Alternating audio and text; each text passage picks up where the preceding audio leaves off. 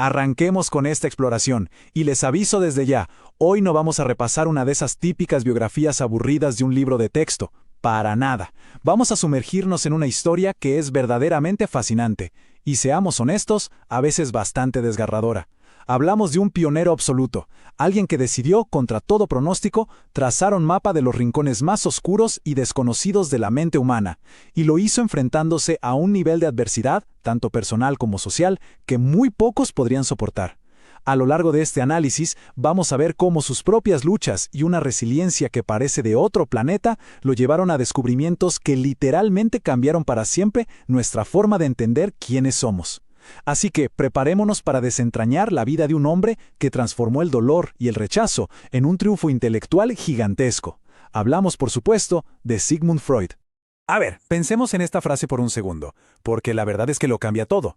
El yo no es dueño en su propia casa. Es una metáfora brillante, ¿no? Y resume básicamente el núcleo de todo el trabajo de su vida. Imagínense que nuestra mente es literalmente una casa. Durante siglos, todos creíamos que la parte consciente de nosotros, o sea, nuestra razón, nuestro intelecto, eso que llamamos el yo, era el dueño absoluto y tomaba todas las decisiones lógicas. Bueno, la tesis revolucionaria de Freud fue venir a decirnos, no, momento, se equivocan. El punto clave aquí es que existen fuerzas invisibles, como sótanos oscuros llenos de impulsos y deseos que ni siquiera sabemos que están ahí.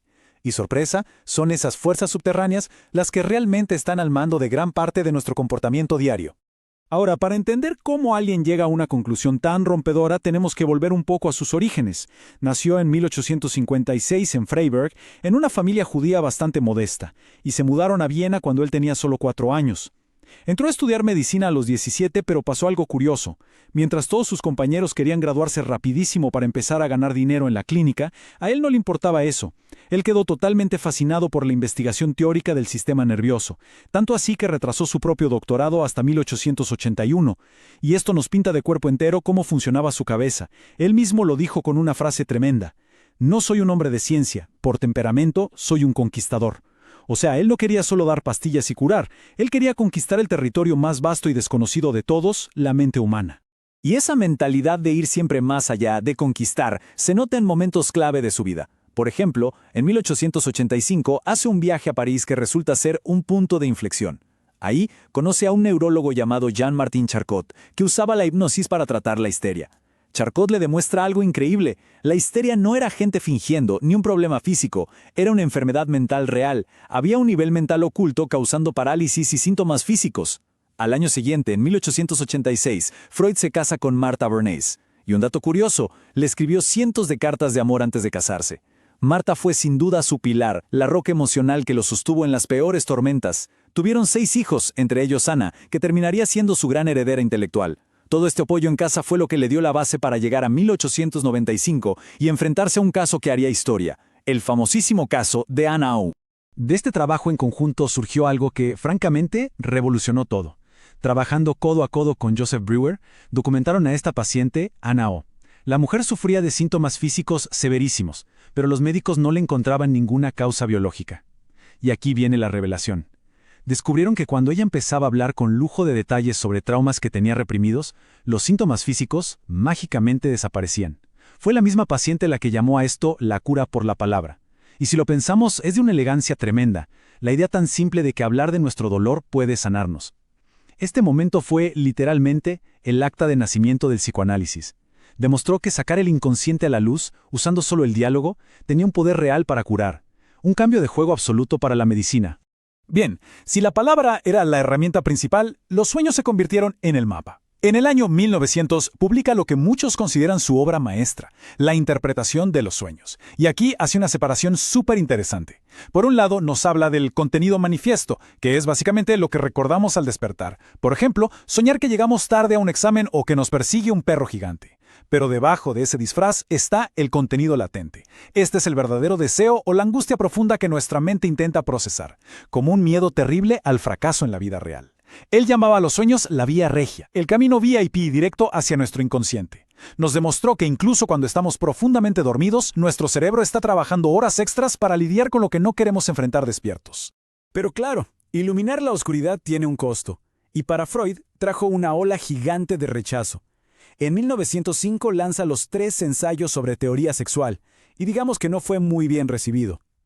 Postuló cosas que para la época eran un escándalo, que los niños tienen sexualidad en diferentes etapas, introdujo el concepto de la libido como el motor de nuestra energía mental y por supuesto el famosísimo complejo de Edipo. La reacción de la sociedad puritana de Viena fue brutal, casi lo tratan de pervertido. Empezó a perder pacientes, los académicos le daban la espalda, fue un golpe durísimo. Pero, y aquí es donde brilla su carácter, su espíritu de superación fue de hierro. Frente a todo ese odio público, mostró una resiliencia inquebrantable. Simplemente dijo, no, mis pacientes me muestran que esto es real, y se negó rotundamente a dar un paso atrás. Y el tiempo le dio la razón, porque el movimiento empezó a crecer a nivel mundial. Todo arrancó muy humilde en 1902, en la sala de espera de su propia casa con la Sociedad de los Miércoles. Para 1910 ya se había transformado en la Asociación Psicoanalítica Internacional. Pero lamentablemente este éxito profesional vino de la mano de un dolor personal enorme. Las mentes brillantes suelen chocar, y Freud sufrió rupturas que le rompieron el corazón con la gente que él mismo había elegido para continuar su legado. Primero fue Alfred Adler en 1911 y después el golpe más devastador, Carl Gustav Jung en 1914.